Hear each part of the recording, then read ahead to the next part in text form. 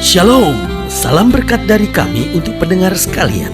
Saat ini pendengar akan diberkati dengan program Hari Ini Harinya Tuhan bagian yang ke-8. Sebuah program rohani tentang doktrin Alkitab yang menolong kita untuk semakin tertanam dalam kebenaran firman dan bertumbuh dalam kemuliaan. Bersama hambanya, Pendeta Gilbert Lumwendong, STH. Banyak orang merasa doktrin Alkitab sebagai sesuatu yang membingungkan. Tetapi tahukah saudara bahwa doktrin Alkitab intinya adalah memahami Alkitab dengan benar, dengan pemahaman yang sistematis, sehingga kita terus dapat tertanam di dalam kebenaran firman, sehingga kita terus bertumbuh di dalam kemuliaan Allah. Buka hati saudara sekalian untuk menerima berkat-berkat firman-Nya hari ini. Kunci kepastian kemenangan dalam kehidupan ini adalah ketaatan. Sehingga orang yang taat pasti akan mengalami kemenangan dalam kehidupannya. Orang yang taat bukan berarti nggak ada masalah. Orang yang taat bukan berarti nggak akan menghadapi persoalan. Tetapi orang yang taat pasti akan merebut kemenangan. Karena kekristenan tanpa ketaatan bagi saya hanyalah kemunafikan belaka. Lalu mungkin pendengar sekalian bertanya, pendeta baru saja berkata kekristenan tanpa ketaatan adalah kemunafikan belaka. Lalu sudah bertanya, kalau begitu apa sih pendeta ciri-ciri orang munafik? Yang pertama saya pelajari, orang munafik adalah orang yang hanya mau menyenangkan hati semua orang. Orang yang selalu mau menyenangkan hati semua orang, lama-lama pasti akan jadi seorang yang munafik. Karena dalam hidup ini kita gak pernah bisa menyenangkan hati semua orang. Dalam hidup ini kita harus menentukan pilihan. Mana yang kita pilih? Yesus saja tidak berhasil menyenangkan hati semua orang. Ada orang-orang yang marah kepadanya. Tetapi itulah kebenaran. Kebenaran tidak akan bisa diterima oleh setiap orang. Karena pada dasarnya kebenaran akan berbicara dalam kejujuran. Orang tidak ingin mendengar kebenaran. Orang ingin dibenarkan. Sementara kebenaran seringkali justru menyatakan kesalahan. Karena itu sebagai hamba Allah saya mau ingatkan, hiduplah untuk menyenangkan hati Tuhan. Jadi berkatlah untuk semua orang. Tapi jangan pernah berpikir untuk mau menyenangkan hati semua orang. Karena kalau kita berusaha untuk menyenangkan hati semua orang, kita akan kompromi dan akhirnya kita munafik. Yang kedua, orang munafik adalah orang yang tidak mau susah. Jadi orang munafik itu selalu mengambil jalan pintas, selalu mengambil jalan yang mudah. Karena dia mau mengambil jalan yang mudah, akhirnya jalan yang dia pilih adalah jalan di dalam kemunafikan. Dan yang ketiga saya pelajari, orang munafik adalah orang yang hati dan perbuatan serta mulutnya berbeda. Artinya ngomongnya Tuhan, ngomongnya kelihatannya rohani, perbuatannya kelihatan dalam pelayanan, tetapi hatinya penuh dendam, hatinya penuh keserakahan, hatinya penuh dengan kebusukan. Nah, ini yang saya bilang munafik. Hidup Kristen harus berani menjauhkan diri dari kemunafikan. Karena kalau kekristenan tidak menjauhkan diri dari kemunafikan, maka kekristenan kita justru akan menjadi batu sandungan buat orang. Yang keempat saya pelajari, orang munafik adalah orang yang berbuat apapun hanya untuk dilihat oleh orang. Dia berbuat apapun bukan untuk Tuhan, bukan untuk menjadi berkat, tapi apapun yang dia kerjakan, apapun yang dia buat, bahkan hal-hal rohani sekalipun, dia ingin untuk dilihat dan diperhatikan orang. Saudaraku yang kasih dalam Tuhan, biarlah apapun yang kita kerjakan, kita mengerjakannya seperti untuk Tuhan. Karena kalau kita mengerjakannya untuk Tuhan, kita gak peduli orang mau lihat atau tidak lihat, tetapi Bapa di sorga yang akan menilainya. Haleluya. Selamat datang dalam program kita hari ini, Harinya Tuhan. Sebuah program rohani yang kembali mengingatkan kepada kita betapa pentingnya kita menjadikan firman Tuhan sebagai dasar keseharian hidup kita. Karena selama kita jadikan firman Tuhan sebagai dasar keseharian hidup kita, langkah-langkah ke depan kita penuh dengan kepastian, kemenangan, berkat, mujizat, dan perkara-perkara besar. Haleluya. Dan dalam program ini kita sedang membahas tentang seperti yang difirmankan Tuhan. Nah, ini dia penting. Kalau apapun yang difirmankan Tuhan kita lakukan tepat seperti yang difirmankan Tuhan, saya percaya banyak hal yang dahsyat yang akan terjadi dalam kehidupan kita. Haleluya. Nah, saudara yang kasih dalam Tuhan, dalam program hari ini, dalam pembahasan kita tentang Hakim-Hakim pasal 6 ayatnya yang ke-25 sampai 32, itu yang akan kita mau pelajari dari pembahasan kita tentang seperti yang difirmankan Tuhan. Hakim-Hakim pasal 6 Hakim-Hakim pasal 6. Kita mau sama-sama belajar dari ayat yang ke-25, Hakim-Hakim pasal 6 ayat yang ke-25 sampai ayat yang ke-32 di bawah judul perikop dalam pembahasan kita tentang Gideon diangkat menjadi hakim. Hakim-Hakim 6 ayat 25 sampai 32. Demikian firman Tuhan. Pada malam itu juga Tuhan berfirman kepadanya, ambillah seekor lembu jantan kepunyaan ayahmu, yakni lembu jantan yang kedua berumur 7 tahun. Runtuhkanlah mesbah Baal kepunyaan ayahmu, dan tebanglah tiang berhala yang di dekatnya.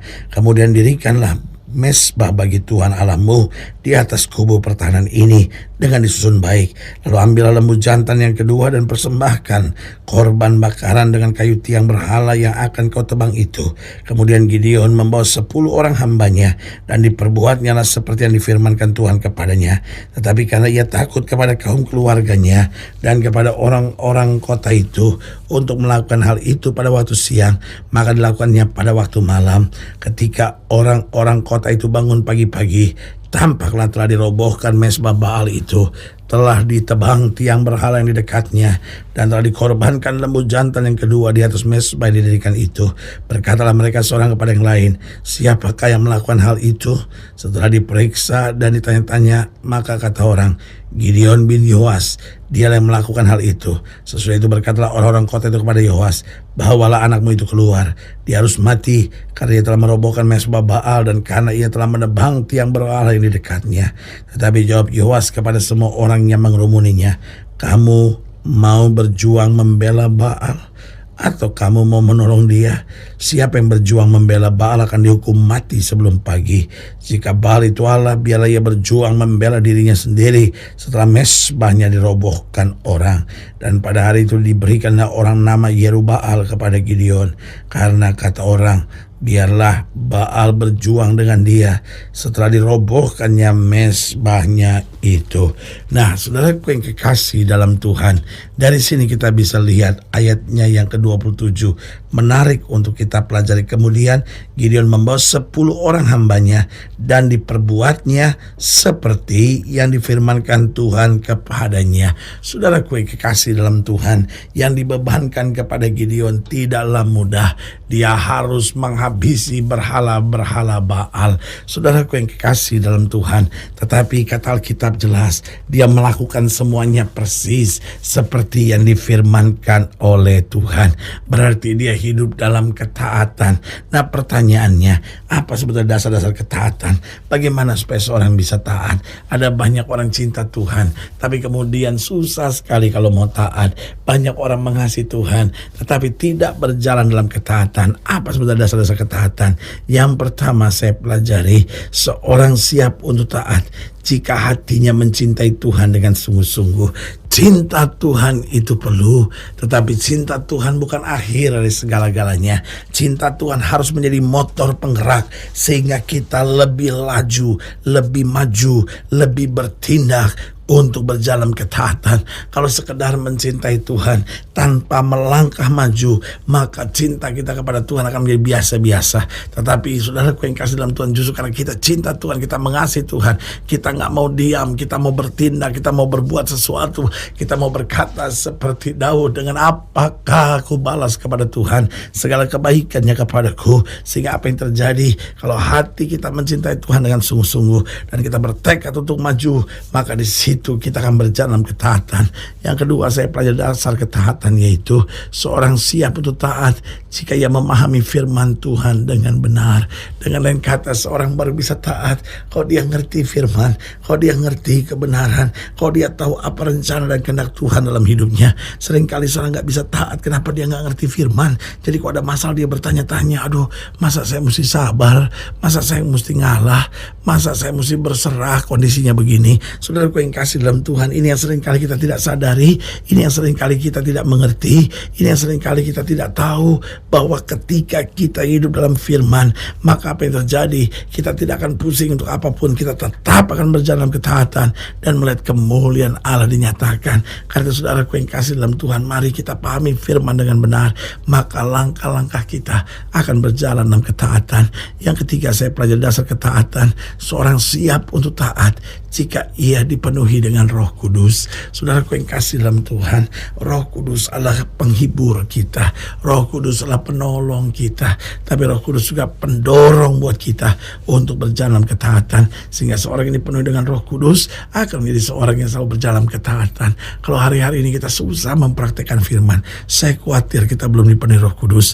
Biarlah hari ini kita berseru kepada Tuhan dan berkata, biarlah Roh Kudus memenuhi saya, sehingga saya dimampukan untuk menghadapi berbagai tantangan. Haleluya. Dan yang keempat, yang terakhir, dasar ketaatan. Seorang siap untuk taat jika ia mengerti tentang hukuman kekal. Artinya ketika kita tahu bahwa hari terakhir itu setiap lutut akan bertelut, setiap lidah akan mengaku bahwa Yesus Kristus itu Tuhan. Ketika kita mengerti, pada saat itu kita semua harus berdiri di hadapan tata pengadilan Kristus, bahwa yang namanya tercatat dalam kitab kehidupan akan diundang dalam pesta anak domba. Tetapi yang namanya tidak tercatat, Yesus berkata, "Nyah dari hadapanku, hai kamu yang berbuat kejahatan." Berarti saudaraku yang kasih dalam Tuhan, kalau kita mengerti ada hukuman yang kekal kalau saja kita tetap hidup dalam dosa, kalau saja kita tidak taat, maka apa yang terjadi? Mengerti ada hukuman yang kekal, kita berkata, Tuhan, aku mau hidup di jalan Tuhan saja, sehingga aku tahu sukacita sorga yang mulia Tuhan sudah siapkan buat saya. Haleluya. Saudaraku yang kekasih dalam Tuhan, jika saudara yang lain lebih jauh, hubungi kami melalui telepon, hubungi kami melalui surat, kunjungi website kami, karena kami ada untuk membawa Bapak Ibu sudah senantiasa lebih dekat pada Tuhan dan mengalami kasih kuasa mujizat yang luar biasa. Secara khusus melalui program ini juga saya mau berdoa buat setiap saya yang sakit, setiap saya yang berbeban berat, karena saya percaya bahwa bagi Allah tidak ada perkara yang mustahil. Nah, saudara-saudara yang ingin didoakan secara khusus, boleh taruh tangan kanan saudara di dada dan kita akan berdoa. Mari kita berdoa. Bapa, dalam nama Yesus, hamba doa buat yang sakit, hamba doa buat yang berbeban berat, hamba doa untuk setiap mereka yang sedang membutuhkan mujizat. Bapa, hamba doa juga buat setiap mereka yang sedang berseru mengharapkan jamahan Tuhan. Hamba doa di dalam nama Yesus, Tuhan jamah. Yang sakit Tuhan sembuhkan, yang lemah Tuhan kuatkan, yang susah Tuhan hiburkan, yang jatuh Tuhan angkat. Bahkan hamba juga doa buat setiap pendengar sekalian yang taruh tangan kanannya di dada, karena mungkin hari-hari ini sedang berjalan jauh dari ketaatan. Hamba berdoa di dalam nama Yesus, Tuhan ingatkan kami kembali untuk kami hidup dalam ketaatan, karena dalam taat ada berkat. Terima kasih Tuhan, di dalam nama Yesus kami berdoa. Haleluya, amin. Saudara yang kasih dalam Tuhan, kita sudah berdoa. Ingat, Allah tidak pernah lalai menepati janjinya. Inilah saatnya buat kita untuk bangkit, bersemangat, bersuka cita dalam menghadapi segala perkara, karena kita tahu Yesus hidup, Yesus berkuasa, dan selalu menyediakan yang terbaik buat anak-anaknya. Doa saya menyertai saudara. Sampai berjumpa pada program berikut, dan jangan lupa jadikan hari ini harinya Tuhan. Haleluya.